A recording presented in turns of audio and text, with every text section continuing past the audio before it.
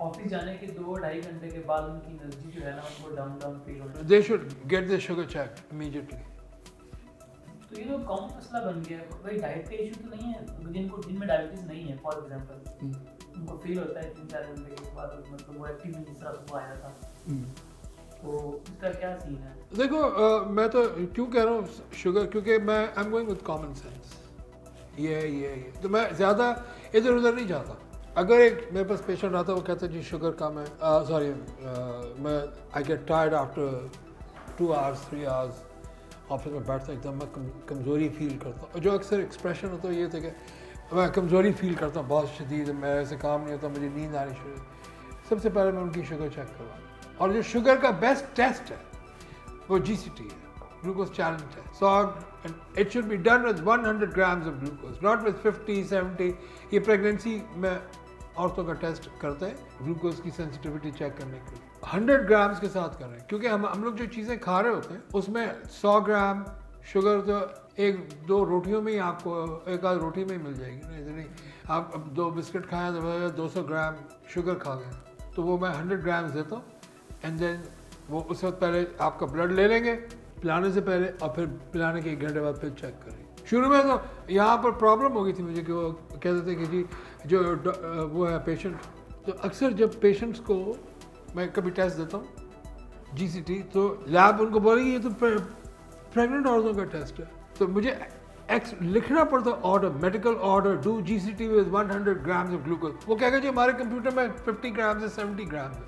No, अपना डब्बा लेके जाओ ग्लूकोज, क्योंकि जब तक 100 ग्राम, और ये मैंने बड़ी कम चीनी दे रहा हूँ 100 ग्राम ना होने के बराबर है। लाइक आई सेड कि अभी तुम 2 बिस्किट खाओ, और सुबह का जो नाश्ता है ना उसमें 2 टोस्ट और दूध और चाय और मक्खन मिला के करोगे तो जो उसका कार्बोहाइड्रेट कंटेंट है वो कम से कम 200-250 ग्राम बनेगा। तो मैं तो 100 ग्राम दे रहा हूँ। उसी वक्त 1 घंटे में पता चल जाएगा आपको शुगर है या नहीं, और अगर है तो आप समझ लें इसी की वजह से हुआ। तो आप 2 गोलियां मेटफॉर्मिन 250 mg से स्टार्ट कर लें, ये मैं आपको मशवरा दे रहा हूँ। And then go to your doctor if you feel better. एक तो फिर आप अपनी जो डाइट है ना उसमें से सुबह के टाइम से ब्रेड निकालें, डबल रोटी, वीट निकालनी पड़ेगी। डायबिटीज़ और वीट इकट्ठी एक ही जगह, दोनों इकट्ठे नहीं रह सकते, एक को जाना पड़ेगा। सो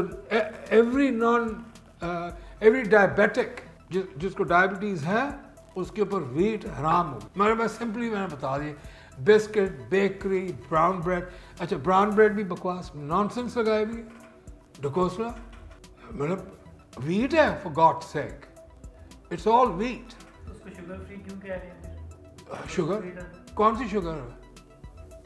तो ब्राउन ब्रेड से नाम दिया गया, वो इसलिए दिया गया है कि उसके अंदर ब्राउन होता है। सही है। चोकर, उसमें चोकर का कंटेंट ज्यादा है, तो भैया उससे क्या फर्क पड़ रहा है तो वीट। चोकर जो है वो छिलका है, उससे तो हजम होना ही नहीं। तो जो वीट कंटेंट है ये भाई मैंने खुद बनाई नहीं ना ये ब्रेड। एक टाइम पे मैंने अपने पेशेंट्स के लिए सोचा कि चलो यार मैं बना दूँ। ये बाजार में गया, मुझे उन्होंने कहा जी ये जितनी ब्राउन ब्रेड्स हैं इनमें सब में चाय का पानी होता है। मैं चाय का पानी वो क्या कर रहा है? अच्छा मैं कहा चलो ठीक है। अब मैंने कहा ये तहिया किया कि मैं बनाता हूँ ब्रेड।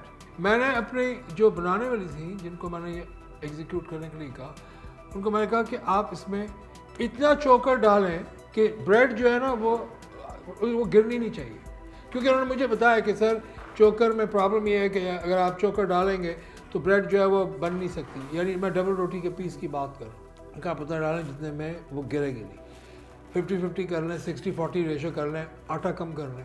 पहली बात तो ये कि दुनिया में कोई चीज़ ब्राउन ब्रेड नहीं थी, यानी उसके बाद गिरनी थी, चाहे उससे 60% चोकर डाला या 70% चोकर डाला, ब्राउन कलर कभी भी ऐसा नहीं आया जैसा बाजार में बिक रहा है। सो ये फॉर एवरीबॉडी, आप फूड कलरिंग डाल रहे हैं या चाय का पानी डाल रहे हैं, this is your own story. Brown bread और वाइट ब्रेड में कोई फर्क नहीं है, एक ही जैसे। So I don't agree with that.